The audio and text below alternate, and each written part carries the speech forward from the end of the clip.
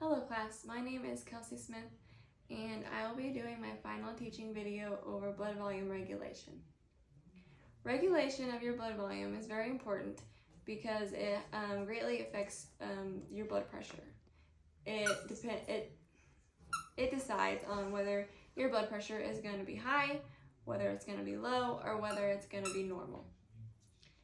And it's all based on if you have sufficient amount of blood in your body, or if you have too much, or if you have too little.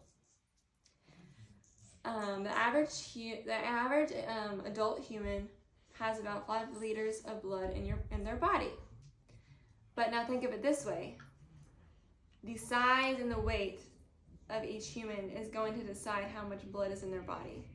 So me, a grown woman, 25 years old, about 170 pounds, I'm gonna have a good amount of blood in my body. But my little girl is 6 and she's about 50 pounds. And so she's gonna have probably about a third, maybe a little more than a third of the amount of blood in her body than I do in mine. So about a third of what I have.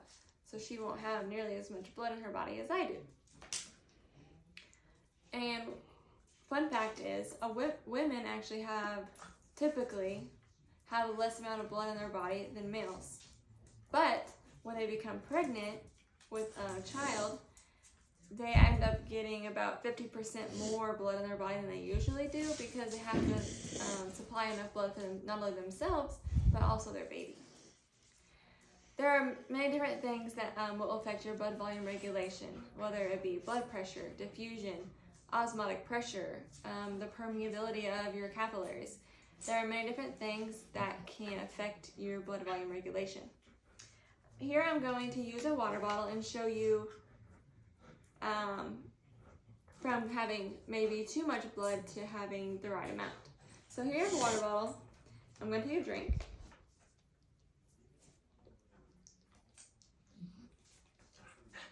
Okay, so before, you probably had just enough blood in your body, but now you have less than you did before. So it's going to lower your blood pressure because you don't have as much blood pushing up against your pressure, which is what reads as your blood pressure. And so I have another presentation here. Okay, Annie, follow me with the camera. So here, I have a little dog. Now she's about 1/10 of the size of my other dog. So she's only gonna have about 1/10 of the amount of blood, okay? Very little dog, probably only about 10 pounds. And I'll push it down here. And down here, we have our big old chocolate lab. I put it up here a little bit, up here a little bit, up. And she's about 100 pounds. So she's gonna have about 10 times the amount of blood that this little wiener dog has. And so size and weight and will determine how much blood is in their body, because, well, bigger body means you need more blood.